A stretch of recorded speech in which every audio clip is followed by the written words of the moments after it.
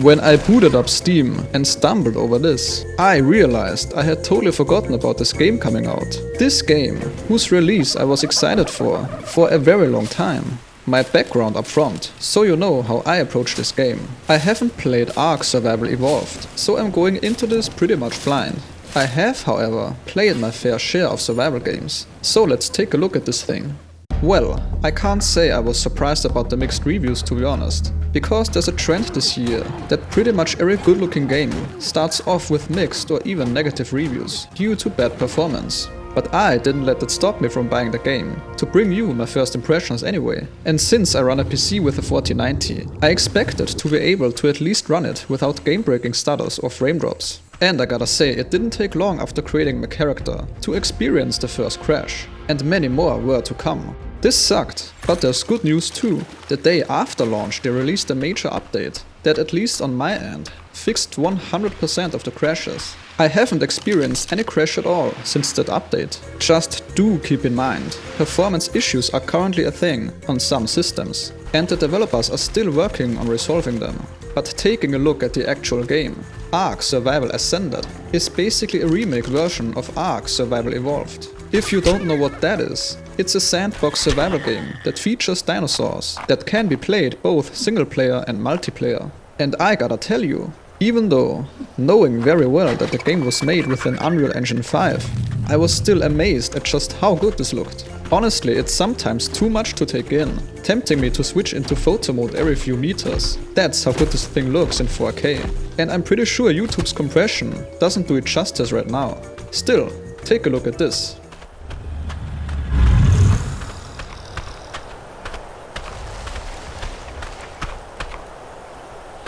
But we all know, beautiful graphics can definitely make a game more enjoyable, but it's just a supplement to an already great game. Quick disclaimer at this point, I'm not gonna spoil you with anything that doesn't happen within the first few hours of the game. And since I only have like 8 hours into the game so far, there are certain aspects I simply cannot talk about just yet, but will do once I have a significant amount of playtime. For now, I will give my best to provide you with my early game experience in single player mode. Before you wake up in your undies on the island, you have to create your character. The facial options aren't that great, to be honest. They're not terrible, but not great either. But the rest of the creator is very solid. You can fine-tune your muscle mass, fat mass, adjust pretty much everything. Also, you can actually create good-looking characters in this game, which isn't something that can be said for every survival game out there. Now, the actual game begins. Waking up on that island, my survival instincts immediately kicked in. After all, I was well aware this island might be beautiful, but dinosaurs and other threats are a thing. And it didn't take long until my first death. But we will get to that. Starting out, I was doing what most people probably do first in a survival game. Gather the most basic resources and build the most basic shelter to survive the first night, while keeping an eye on my character's conditions like hunger, thirst and cold. As I was getting familiar with the gathering and building mechanics, I was actually impressed with how well everything works and how many options there are.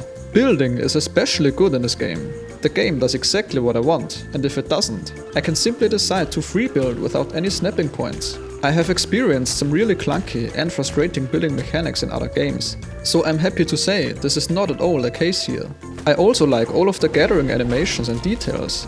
Slowly, I started running out of wood in my immediate surroundings, so I decided to quickly go on the other side of that river and collect some wood. And this is where I, admittedly stupidly, bit the dust for the first time. Turns out this river is filled with these massive piranhas that will make quick work of you. Even more embarrassing, I died a second time right after that again, because I went there to collect my dropped inventory, but it turns out you actually can't simply press a button, like in Dark Souls, to collect your lost souls, but you actually have to go into the inventory first to grab your stuff. So yeah, killed 2 times in a row by some stupid fish, I made it my mission to destroy them.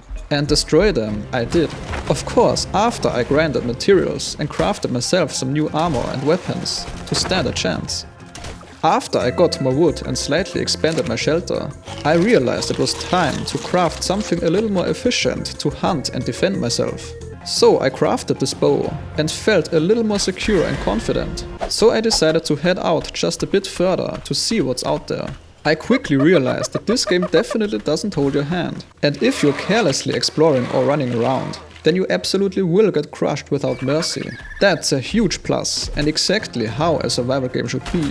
But I think what I like most about the game so far is simply its sandbox. It, being a sandbox, naturally means that all things will interact and react to each other. I'm pretty sure I spent more time just observing my surroundings and the dinosaurs' behavior than actively progressing my game. You really do feel like you're part of this world, and even though pretty much everything wants to eat you, you're enjoying your time here a lot. So, what's the deal with this game? Should you buy it or not?